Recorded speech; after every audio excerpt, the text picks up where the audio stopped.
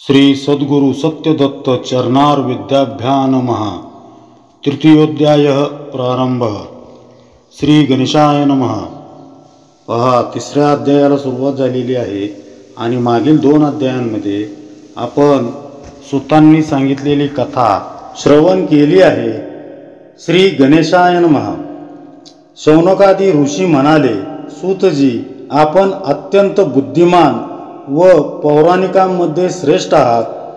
श्री सद्गुरु सत्य दत्तात्रेयांचे महात्म्य आम्हाला आणखी सांगा, ते श्रवण करण्याची आमची उत्कट इच्छा आहे। सूत म्हणाले, चंद्रवंशात उत्पन्न झालेला आयु नावाचा महाबुद्धिमान दाता व जितेंद्रिय असा एक सम्राट राजा होता, पण अपत्य नसल्याने तो दुःखी होता। मुनींनी सांगितलेले श्री सद्गुरु सत्य दत्तात्रेयांचे महात्म्य श्रवण करून अत्यंत विश्वास व नम्रतापूर्वक पुत्र प्राप्तीसाठी श्री सद्गुरु सत्य दत्तात्रेयांना शरण गेला। बघा, या तिसऱ्या अध्यायामध्ये सर्व ऋषीमुनी सूतजींना म्हणतायत की तुम्ही अतिशय बुद्धिमान, अतिशय पौराणिकांमध्ये म्हणजे अध्यात्मामध्ये अतिशय श्रेष्ठ आहात, तर आम्हाला श्री सद्गुरु सत्य दत्तात्रेयांचे आणखीन काही महात्म्य असेल ते सांगा। आमची ते श्रवण करण्याची अतिशय इच्छा आहे, अतिशय उत्कंठा आम्हाला लागलेली आहे। त्यावर सूत म्हणतायत की चंद्रवंशामध्ये आयु नावाचा एक महाबुद्धिमान असा शूरवीर असा राजा होता, पण त्या राजाला मुलबाळ नसल्यामुळे तो अतिशय दुःखी होता। अनेक ठिकाणी त्याच्या कानावरती पडल्याप्रमाणे तसेच अनेक ऋषीमुनींच्या तोंडून श्री सद्गुरु सत्य दत्तात्रेयांचे महात्म्य ऐकल्यामुळे, श्रवण केल्यामुळे त्याचा श्री सद्गुरु सत्य दत्तात्रेयांवर अतिशय विश्वास असा बसला आणि अतिशय नम्र होऊन पुत्रप्राप्तीसाठी म्हणजे मुलबाळ होण्यासाठी तो श्री सद्गुरु सत्य दत्तात्रेयांना शरण जातो। पुढे त्याला शौनक म्हणाले, हे राजेंद्रा, श्री सद्गुरु सत्य दत्तात्रेयांची पूजा यथाविधी कर। त्या पूजेच्या प्रभावाने तुला निश्चितच सुपुत्र प्राप्त होईल। हे सद्गुरु वाक्य ऐकून त्या राजाने एकाग्रचित्त होऊन यथाविधी तशी उपासना केली व अत्यंत भक्तीने भार्या व बंधुजनांसह प्रसाद सेवन केला। पहा, राजाने अनेक ठिकाणी श्रवण केले होते, ऋषीमुनींच्या तोंडून सुद्धा श्रवण केले होते की श्री सद्गुरु सत्य दत्तात्रेयांच्या कृपा प्रसादाने, आशीर्वादाने पुत्र प्राप्ती होते।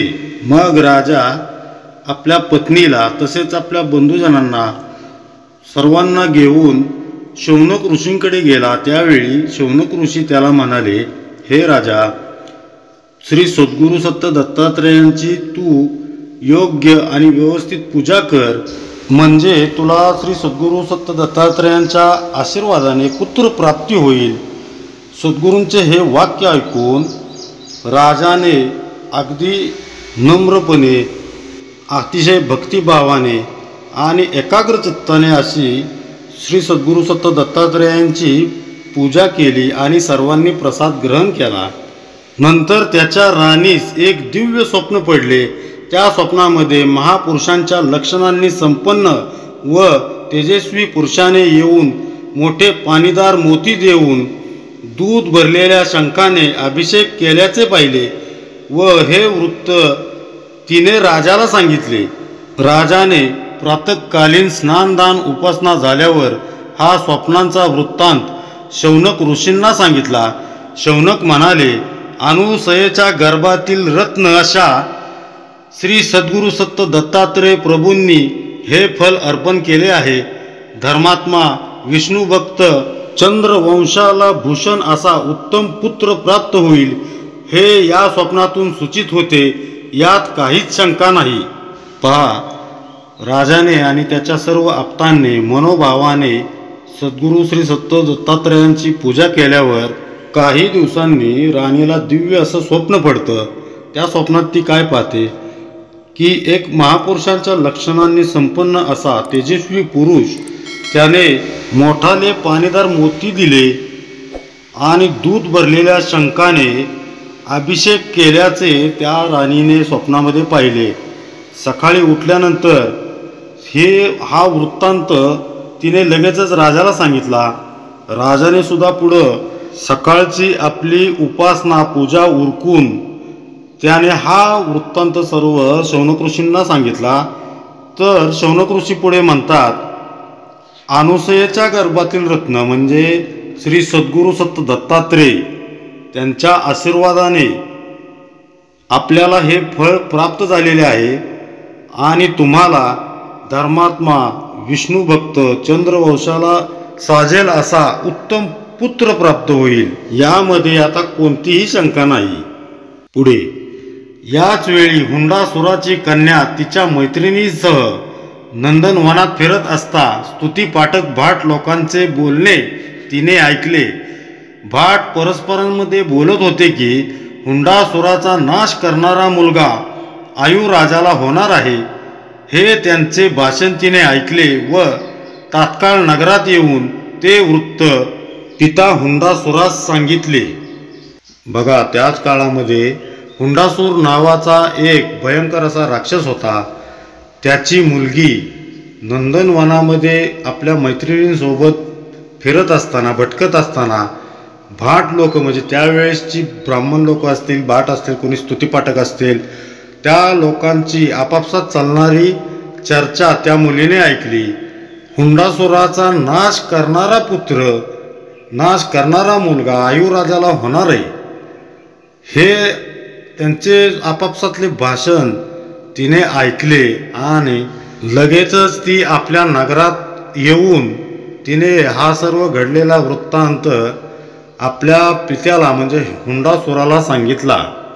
पुढे दुरात्मा दुष्ट दानव हे ऐकून आश्चर्यचकित झाला. खरोखर हा माझा शत्रू आहे, याला प्रयत्नाने मारलाच पाहिजे असा निश्चय केला. त्या हेतूने तो राक्षस इंदुमती राणीस दुष्ट स्वप्ने दाखवू लागला. तथापि श्री सद्गुरू सत्त दत्तात्रेयांनी रक्षण केलेला इंदुमती राणीचा तो भाग्यवान गर्भ नाश पावला नाही, तर दिवसेंदिवस वृद्धिंगत झाला. पहा, हुंडासूर हा राक्षस अतिशय दुष्ट आणि दुरात्मा, वाईट प्रवृत्तीचा असा दानव होता. त्याने आपल्या मुलीचे जे बोलणे होते ते ऐकून तो थक्क झाला आणि खरोखर तो मुलगा जो आहे आयुराजाच्या पोटी जो जन्म घेणार आहे तो मुलगा माझा शत्रू आहे असं त्याला जाणवू लागलं, असं त्याला वाटू लागलं आणि त्याला संपवलंच पाहिजे, त्याला काही करून मारलंच पाहिजे असा तो मनात निश्चय करतो. आणि त्याच हेतूनं तो इंदुमती राणीला वाईट स्वप्न म्हणजे तो राक्षस मायावी असल्यामुळे स्वप्नात जाऊन त्याने इंदुमती राणीला काहीतरी वाईट स्वप्न, काहीतरी वाईट दृश्य अशी दाखवायला सुरुवात केली. पण इंदुमती राणीच्या गर्भाचा स्वतः परमेश्वर श्री सद्गुरू सत्य दत्तात्रेयांनी ते रक्षण करता असल्यामुळे इंदुमती राणीचा गर्भ काही केला नाश पावलाच नाही, उलट दिवसेंदिवस तो वाढतच गेला. पुढे पूर्ण दिवस भरल्यावर शुभकाली रवी, गुरु, शुक्र, बुध व चंद्र हे 5 ग्रह उच्च स्थानी असताना, अस्तंगत नसताना महाभाग्यवान पुत्रास इंदुमतीने जन्म दिला. त्या सुंदर बालकास पाहून राणी इंदुमती व राजा आयु आनंदित झाले. राजा आयुने पुत्र जन्माचा महोत्सव श्रवण करून, जात कर्म संस्कार करून अनेक प्रकारे दाने दिली. इतक्यात कोणी एक दासी प्रसूतिगृहातून बाहेर आली. पहा, इंदुमती राणीला किती शुभ मुहूर्तावर तिचा मुलाचा जन्म झालेला आहे.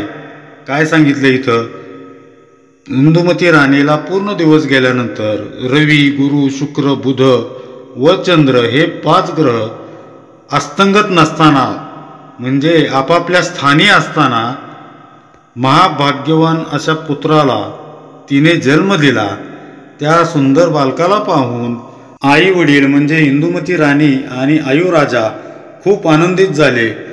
त्यांनी राजाने तर पुत्र जन्माचा महोत्सव साजरा केला आणि पुत्राचा सर्व जातकर्म विधी जो आहे तो विधी उरकून त्याच्या राज्यामध्ये सर्व लोकांना अनेक प्रकारचे दानधर्म केले. त्याचवेळी प्रसूतिगृहातून एक दासी बाहेर येते. पुढे मायावी हुंडासुराने त्याच वेळी त्या दासीच्या अंगात प्रवेश केला. त्या बालकाला तेथून दूर नेण्याची इच्छा करणाऱ्या त्या राक्षसाने सर्वांना शीघ्र निद्रा यावी म्हणून मंत्रविद्येचा जप केला. त्यामुळे मोहित होऊन सर्व झोपले असता हुंडासूर दैत्याने खऱ्या रूपाने प्रगट होऊन त्या बालकाचे अपहरण केले. हुंडासूर हा अतिशय मायावी राक्षस होता. त्याने मायावी विद्या प्राप्त केलेल्या होत्या. त्यामुळे तो कोणाचंही सहज रूप घेऊ शकत होता आणि कोणाच्याही मनात विघ्न क्लेश किंवा एखाद्याच्या मनामध्ये प्रवेश करून त्याचे मन विचलित करणे किंवा दृष्ट असे दृष्टांत देणे, स्वप्न पाडणे, वाईट अशी स्वप्न पाडणे या अशा प्रकारच्या विद्या त्यानं पारंगत केल्या होत्या. आणि त्यामुळे त्याने दासीच्या शरीरामध्ये प्रवेश करून कोणत्या तरी मंत्रविद्येचा जप करून सर्वांना मूर्छित केले. म्हणजे त्या ठिकाणी असणाऱ्या सर्व उपस्थित लोकांना संमोहित करून त्याने झोपी जाण्यासाठी भाग पाडले आणि नंतर स्वतः प्रकट होऊन त्याने त्या बालकाचे नुकतेच जन्मलेल्या बालकाचे अपहरण केले. पुढे त्या बालकाला घेऊन तो आपल्या कांचन नावाच्या नगरात गेला. तिथे त्या दैत्याने आपल्या प्रिय पत्नीस बोलावून तिच्या स्वाधीन ते बालक केले व म्हणाला, हे प्रिये, तू आपल्या समक्ष या बालकाला मारून त्याचे मांस शिजवून प्रातःकाळी मला खायला दे. बरे आहे असे म्हणून ती दैत्य स्त्री त्या बालकाला घेऊन स्वयंपाकघरात गेली आणि तेथे असणाऱ्या एकला नावाच्या दासीला तिने कठोरपणे आज्ञा केली की तू कोणताही विचार न करता या बालकाला मारून त्याचे मांस उत्तम प्रकारे शिजवून ते दैत्य राजास खायला दे. असे म्हणून त्या बालकाला दासीच्या हाती देऊन ती आपल्या मालात निघून गेली. बघा, हुंडासुराने त्या बालकाचे अपहरण करून आपल्या नगरामध्ये म्हणजे कांचन नावाचं त्याचं नगर होतं त्या नगरामध्ये गेला आणि तिथे त्याच्या पत्नीला, पत्नी म्हणजे कोण, ती राक्षसीनीच, राक्षसाची बायको कोण असते, राक्षसीनीच, तिची वृत्ती ही त्या नवऱ्याप्रमाणेच असते. त्यामुळे त्याने आपल्या पत्नीला या मुलाचे मला मांस शिजवून सकाळी सकाळी खायला दे असं हुंडासुराने आपल्या पत्नीला सांगितल्यावर पत्नी सुद्धा त्याच वृत्तीची, ती सुद्धा म्हणाली ठीक आहे. हुंडासूर पुढे गेला. एवढी आज्ञा देऊन हुंडासूर पुढे गेल्यानंतर त्या राक्षसीने काय केलं की आपल्या एका दासीला, तिचं नाव एकला नावाच्या दासीला बोलावून तिला आज्ञा दिली की हे बालक घे आणि याला सकाळी मारून याचं मांस शिजवून राजाला म्हणजे हुंडासुराला सकाळी सकाळी खायला दे. एवढी आज्ञा देऊन ती सुद्धा आपल्या महालात निघून गेली. नंतर दासीने ते बालक मारून शिजवण्यासाठी आचार्याच्या हाती दिले. हुंडासुराची पत्नी बालकाला मारण्यासाठी विश्वासाने दासीजवळ देऊन दुसऱ्या कामासाठी निघून गेल्यावर तेथे फक्त दासी राहिली. नंतर त्या निर्दय आचार्याने नवीनच जन्मलेल्या त्या दिव्य बालकाला मारण्यासाठी त्याच्यावर शस्त्रप्रहार केला, पण त्यामुळे त्या बालकाला काहीच व्यथा झाली नाही. उलट श्री सद्गुरू सत्त दत्तात्रेयांचे चक्र त्याचे रक्षण करीत असल्यामुळे त्या आचार्याचे शस्त्रच मोडले. बालक न मरता सुरक्षित राहिलेले पाहून बालकाच्या सुदैवाने ती क्रूर एकला दासीही एकदम शांत झाली आणि त्या आचार्यास म्हणाली, हे बुद्धिमान पाचका, तू या बालकाला मारू नकोस. त्याने ते कबूल केल्यावर ते दोघे बालकासह नगराबाहेर गेले. बघा, एकला दासीने आपल्या राणीच्या आज्ञेप्रमाणे, तिने सांगितलेल्या सूचनेप्रमाणे त्या बालकाला मारण्यासाठी, त्याचे मांस शिजवून दैत्यराजाला खायला देण्यासाठी त्या दासीने ते बालक आचार्याच्या हाती दिले आणि त्या आचार्याने राणीच्या व त्या दासीच्या आज्ञेप्रमाणे त्याने त्या दिव्य बालकाला मारण्यासाठी शस्त्रप्रहार केला. पण त्या दिव्य बालकाला काहीच इजा झाली नाही, म्हणजे त्याला कोणतीही व्यथा झाली नाही. पण ती कशामुळे? तर त्या बालकाचे रक्षण स्वतः श्री सद्गुरू सत्य दत्तात्रय यांचे चक्र करत होते. चक्र रक्षण करत असल्यामुळे कितीही वार केले तरी त्या बालकाला काहीच होत नव्हतं. हे त्यांच्या दोघांच्याही लक्षात आलं, दासीच्या आणि आचार्याच्या. मग ते बघून दासी तर एकदम थक्क झाली, एकदम शांत झाली आणि त्या आचार्याला म्हणू लागली, अरे हे कुणीतरी दिव्य बालक दिसत आहे, त्यामुळे तू काही या बालकाला मारू नकोस. आचार्याला सुद्धा घडलेल्या अनुभवावरनं असं लक्षात आलं की दासी म्हणते ते खरे, हे कोणतरी दिव्य बालक दिसत आहे आणि त्याला काय मारायला नको. तेव्हा दासीचे म्हणणे त्याने कबूल केले आणि दोघंही त्या बालकाला घेऊन नगराबाहेर गेले. पुढे आणि वशिष्ठ ऋषींच्या आश्रमाबाहेर बालकाला ठेवून शीघ्र परत आले. नंतर त्या आचार्याने एक मृग शिशु मारून त्याचे मांस शिजवून हुंडासुराला विश्वासपूर्वक खायला दिले. त्यावेळी तो मूर्ख हुंडासूर मोठ्या आनंदाने मांस खाऊन स्वतःला कृतकृत्य समजता झाला. पहा, एकला दासी आणि त्या आचार्याने त्या चमत्कारी बालकाला घाबरून त्याला वशिष्ठ ऋषींच्या आश्रमाबाहेर ठेवून परत आले आणि त्या बालकाच्या जागी एका हरणाचे पिल्लू, त्या पिल्लाचे मांस शिजवून हुंडासुराला खायला दिले. हुंडासूर सुद्धा खुशालीने आणि विश्वासपूर्वक अतिशय आनंदाने ते हरणाच्या पिल्लाचे मांस खात होता. त्याला वाटत होते की आपला नाश करणारे आपल्या शत्रूचे मांस आपण खात आहोत, त्यामुळे तो अतिशय धन्य झाला होता. पुढे प्रातःकाळी आश्रमाच्या बाहेर एक दिव्य बालक एकटेच निजलेले पाहून ज्ञानी पुरुषांमध्ये श्रेष्ठ असे वशिष्ठ ऋषी आश्चर्यचकित होऊन बोलू लागले, ऋषी हो, हे कोणाचे सुंदर बालक, रात्री येथे कोणी आणून ठेवले समजत नाही. ते सर्व ऋषीही त्या बालकाला पाहून विस्मित झाले. नंतर त्रिकाल ज्ञानी वशिष्ठ ऋषी ध्यानाने सर्व जाणून बोलू लागले, हा सोमवंशातील आयुराजापासून श्री सद्गुरू सत्य दत्तात्रयांचे सेवेचे फल म्हणून उत्पन्न झालेला पुत्र आहे. श्री सद्गुरू सत्य दत्तात्रय याचे नित्य रक्षण करीत असल्याने हा दीर्घायू व सर्व राजलक्षणांनी संपन्न असा आहे. हुंडासुराने हाच आपला नाश करणारा आहे हे जाणून सुतिकागृहातून याला पळवून आणला, परंतु सुदैवाने हा तेथून सुटून येथे आला आहे. असे बोलून महान तत्वज्ञानी वशिष्ठ मुनी त्या दिव्य बालकाला पाहून आत्मिक प्रेमाने मोहित झाले.